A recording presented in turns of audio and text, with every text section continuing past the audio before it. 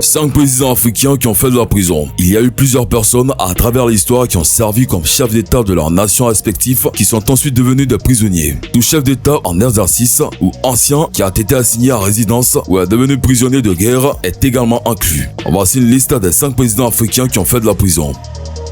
Alpha Condé et Guinée. À l'élection présidentielle en décembre 1998, Alpha Condé se présente mais est arrêté et emprisonné à la suite d'une tentative d'évasion à la fin du scrutin. Alpha Condé est maintenu en prison pendant plus de 20 mois avant que le gouvernement ne constitue une cour spéciale pour le juger. Cette incarcération sans procès soulève un fort mouvement de protestation internationale. Amnesty International dénonce une violation des droits de l'homme et le Conseil de l'Union interplanétaire une violation de l'immunité parlementaire dont Alpha Condé bénéficie en tant que député guinéen. De nombreuses voix s'élèvent tout au long de son emprisonnement pour demander sa libération immédiate, parmi lesquelles celle d'Albert Bourgui qui organise un important mouvement de soutien, le comité de libération à Alpha Condé, ou de Tiganja Fakoli, auteur de Libérer Alpha Condé, adressé au général Lassana Conté et que la jeunesse transforme en hymne de la gloire des martyrs et prisonniers politiques africains. Condé reçoit également le soutien des chefs diplomatiques étrangers à l'instar de Madeleine Albright, États-Unis, qui s'est même déplacé à Conakry. En France, le président Jacques Chirac s'implique personnellement. Sa mobilisation vient renforcer ses multiples requêtes d'autres chefs d'État en demandant officiellement la relâche rapide d'Alpha Condé. Alpha Condé est finalement libéré le 18 mai 2001 après avoir fait l'objet d'une grâce présidentielle 28 mois après son arrestation.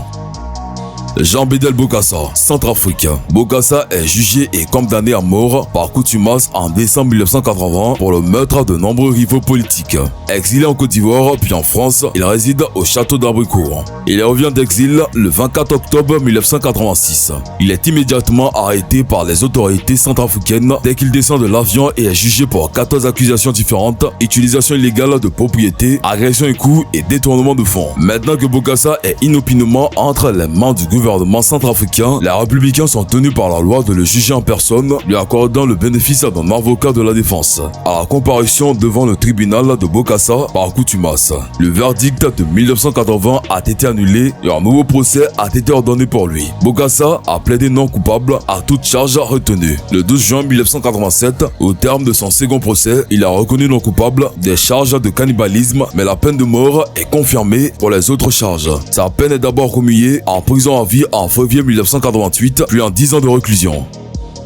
Amani Diori, Niger. Dans la nuit du 14 au 16 avril 1974, un coup d'état éclate contre le président Diori, mené par le lieutenant-colonel Séni Kountché, nouveau chef d'état-major en emplacement de Balarabe, en plus grand chancelier des ordres nationaux du Niger. Des soldats dirigés par le lieutenant Gabriel Cyril s'introduisent dans le palais présidentiel de Niamey, s'emparent de Diori et assassinent son épouse. Tous les responsables du gouvernement sont maintenus par les putschistes, cependant que le président déchu est emprisonné à Zinder où il demeurera 6 ans, puis maintenu en présidence surveillée à Niamey à partir de 1980. Libéré en 1987 par le successeur de Kountché, Ali Saïbou, peu après son ascension au pouvoir, Doiri quitte son pays pour le Maroc où il meurt le 23 avril 1989 à Rabat.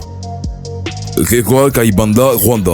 En 1973, les élections présidentielles devaient avoir lieu au mois de septembre. Un projet de loi fut soumis à l'Assemblée nationale, voté par celle-ci et promulgué le 18 mai. La durée du mandat présidentiel fut prolongée de 4 à 5 ans. La limite d'âge de 60 ans fut également supprimée. Confronté depuis 1968 aux rivalités régionalistes nord-sud, il était reproché au régime du président Kayibanda d'avoir écarté au fur et à mesure les leaders politiques originaires du Nord et de concentrer les pouvoirs aux mains des ressortissants de sa préfecture natale, Gitarama.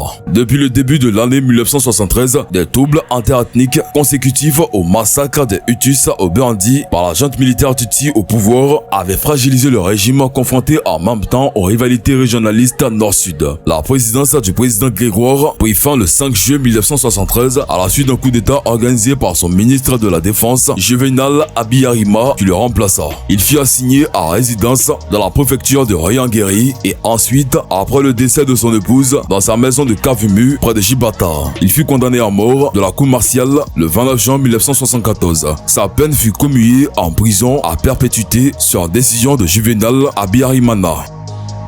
Hosni Moubarak, Égypte. Dans un dernier discours prononcé le 10 février 2011, il annonce son intention de conserver son poste de président de la République jusqu'à la tenue des élections libres ainsi que le transfert de ses pouvoirs au vice-président Oumar Souleiman. Ce dernier discours provoque la fureur des manifestants qui projettent alors de prendre le contrôle des bâtiments officiels, télévision d'État, parlement et des marchés sur la présidence de la République à Héliopolis.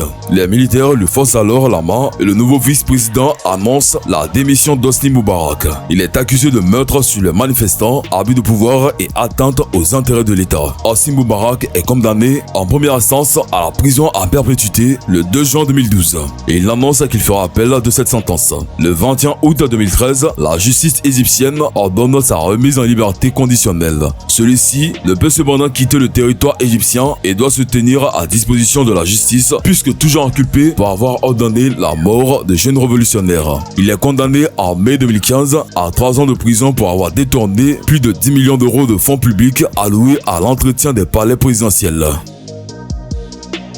Voilà, c'est tout pour cette vidéo. Si vous avez aimé la vidéo, n'oubliez pas de vous abonner à la chaîne et activer la cloche de notification pour ne plus jamais rater une vidéo. Allez, on se prend bientôt pour une nouvelle vidéo.